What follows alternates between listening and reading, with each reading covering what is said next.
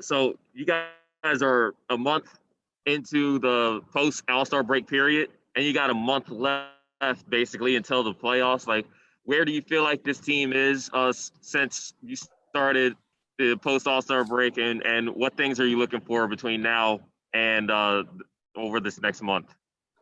I think we're in a good place. I think we're, once we get healthy and kind of see what we have, but like for the most part, I like the, we're building the right habits. I think after the All-Star break, defensively, we really turned the corner.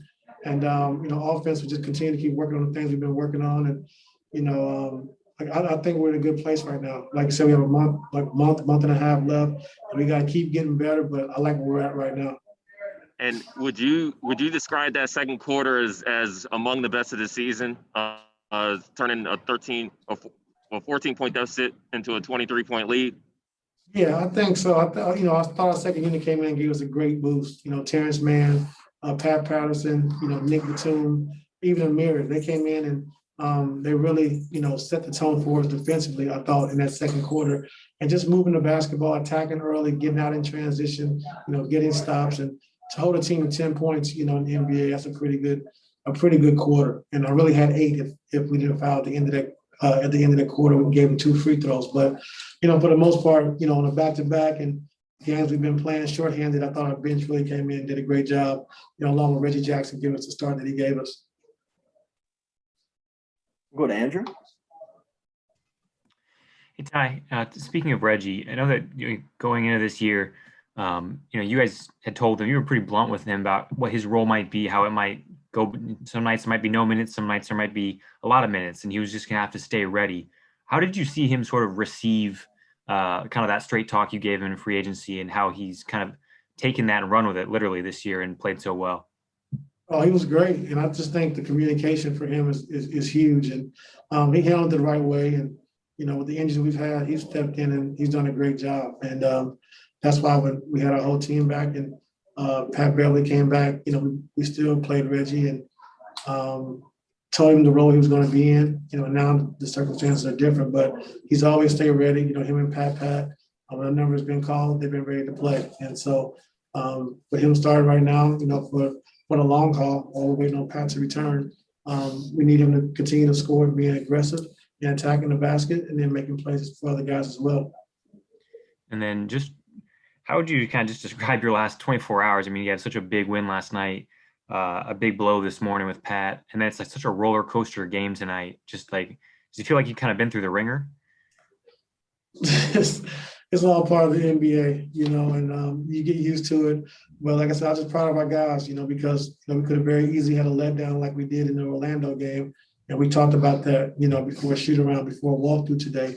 And, got up to a slow start, give those guys, credit. I told Coach Silas that he's done a great job of just trying to build that culture and having young guys that play and compete every single night. And you saw that tonight, when they came at us. So, we just got to keep building habits. Like I said, just finding ways to win when we have guys out and, just continue to keep building, good habits. Thank you, Ty. Miriam, you can go ahead. Hey, Ty, I'm going to ask about Reggie as well. I mean, he's never shy to put up a shot, it seems. But when he's got it going, like he's got it going in recently, and especially obviously tonight, what's that do for him? What's that do for, like, his teammates' confidence in him? The team has a lot of confidence in him, and we need Reggie to be aggressive and scoring the basketball. That's what he can do for us. And like I said earlier, with the absence of Lou, he's going to have to take that role for us. And, just being aggressive, tackling to the basket, taking his open shots, and then also making the other guys better, having 7 assists tonight as well. So he can do all those things. And we're going to need him to continue to do that for us as well. And then speaking of assists, Terrence had, I guess, career high tying 9.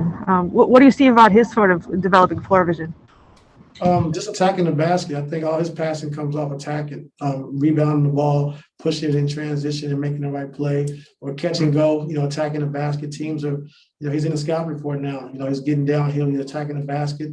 So teams are coming, they're loading up, he's making the right play and the right pass. And we always knew we can do that. That's why we tried to play him at the point guard position last year. So, like I said, our team just keep growing, just try to keep finding ways to win, until we're healthy, until we're able to play the games, with a complete roster. And our guys are doing a good job so far. Farbod, you can go ahead.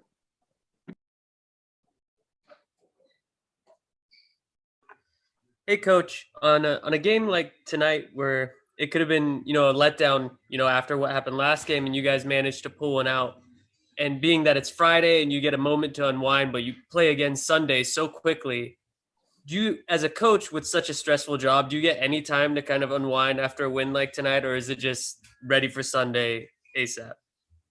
I'll get a chance to unwind tonight because, we're off tomorrow, the back-to-back. So I'll get a chance to relax tonight and then just dive back into it tomorrow. So be able to relax tonight and enjoy it, get up tomorrow and get right back after it, So, that's the lifestyle I chose. That's what we got to do. And if you want to be good, you got to put the work in. So, like I said, we'll get right back at it tomorrow.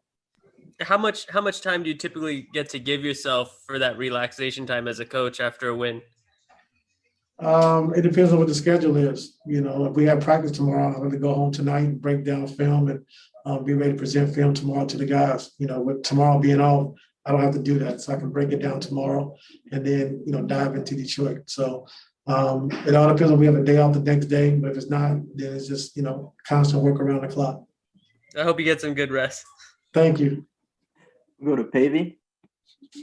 What's up, Coach? I asked Reggie what you guys could still key in on about like 18 games until the playoffs. He mentioned just being more consistent. So my question is, I guess, with not having that much practice time, how hard are habits to build this season?